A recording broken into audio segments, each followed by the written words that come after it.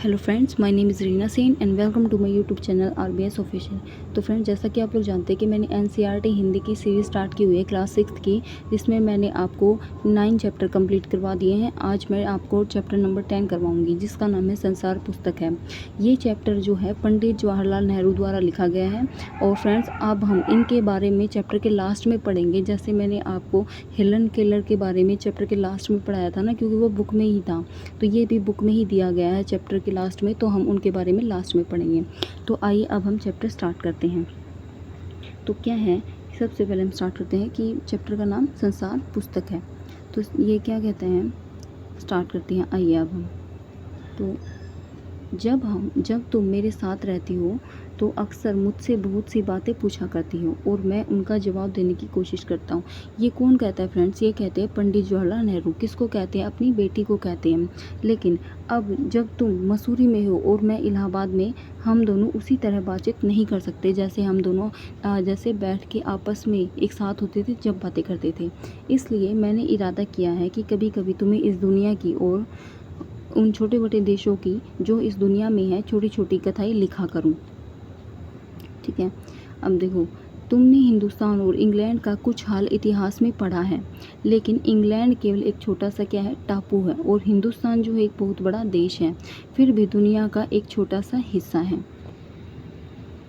अगर तुम्हें इस दुनिया का कुछ हाल जानने का शौक़ है, शौक़ क्या होता है फ्रेंड्स? शौक़ होता है रुचि है। अगर तुम्हें इस दुनिया के हाल को जानने की तुम्हारे अंदर रुचि है, तो तुम्हें देशों का और उन सब जातियों का जो इसमें बसी हुई हैं ध्यान रखना पड़ेगा, केवल उस एक छोटे से देश का नहीं जिसमें तुम पैदा हुई हो।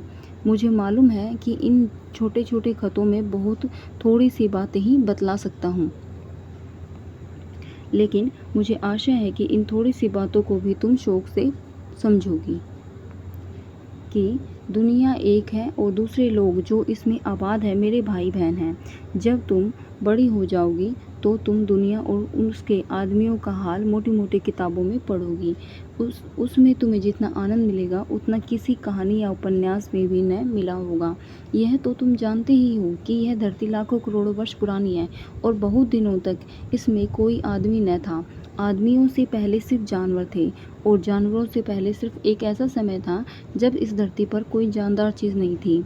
आज जब यह दुनिया इस तरह के जानवरों और आदमियों से भरी हुई है, उस ज़माने का ख्याल करना भी मुश्किल है जब यहाँ कुछ न था।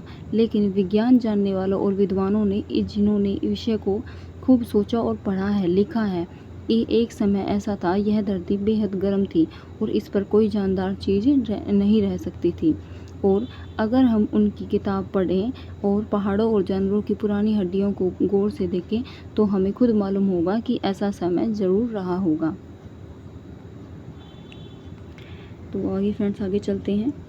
तुम इतिहास की किताबों में पढ़ ही सकती हो, जो पंडित जवाहरलाल नेहरू हैं वो कहते हैं कि तुम इतिहास की किताबों में पढ़ सकती हो, लेकिन पुराने ज़माने में तो आदमी पैदा ही नहीं हुआ था, किताबें कौन लिखता? तब हमें उस ज़माने की बातें कैसे मालूम हो? यह तो नहीं हो सकता कि हम बैठे बैठे हर एक बात सोच निकालें। यह बड़े मज़े की बात होती, क्योंकि हम जो चीज़ चाहते सोच लेते और सुंदर परियों की कहानियाँ गढ़ लेते। गढ़ना मतलब होता है फ्रेंड्स बनाना, कि सुंदर परियों की कहानियाँ बना लेते। लेकिन जो कहानी किसी बात को बिना देखे ही गढ़ ली जाए, बना ली जाए, वह क्या है, वह ठीक कैसे हो सकती है? लेकिन खुशी की बात है कि उस पुराने ज़माने की लिखी हुई किताबें न होने पर भी कुछ ऐसी चीज़ें हैं जिनसे हमें उतनी ही बातें मालूम होती हैं जितनी किसी किताब से होती। ये पहाड़, समुद्र, सितारे, नदियाँ, जंगल, जानवरों की पुरानी हड्डियाँ और इसी तरह की और भी कितनी चीज़ें हैं जिनसे हमें दुनिया का पुराना हाल मालूम हो सकता है। मगर हाल जानने का असली तरीका यह नहीं है कि हम केवल दूसरों की लिखी हुई किताबें पढ़ लें, बल्कि खुद संसार रूपी पुस्तक को पढ़ें। मुझे आशा है कि पत्थरों और पहाड़ों को पढ़कर तुम थोड़े ही दिनों में उनका हाल जानना सीख जाओगी। सोचो, कितनी मज़े की बात है कि एक छोटा सा रोड़ा जिसे तुम सड़क पर या पहाड़ के नीचे पड़ा हुआ देखती हो, शायद संसार की पुस्तक का छोटा सा पृष्ठ हो। शायद उससे तुम्हें कोई नई बात मालूम हो जाए। शर्त यही है कि तुम्हें उसे पढ़ना आता हो।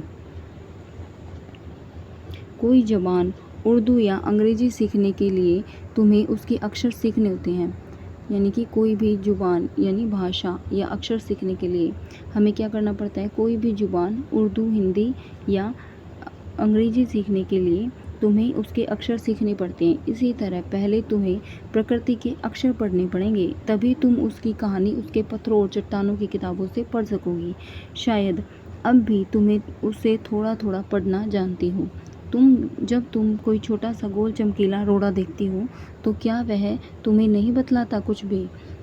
यह कैसे गोल, चिकना और चमकीला होगा कि भाई जब तुम वो कहते हैं कि एक रोड़ा देखते हो ना, तो तुम्हें क्या वो कुछ नहीं बतलाता कि भाई कैसे गोल हो गया, चमकीला हो गया, ठीक है, चिकना हो गया।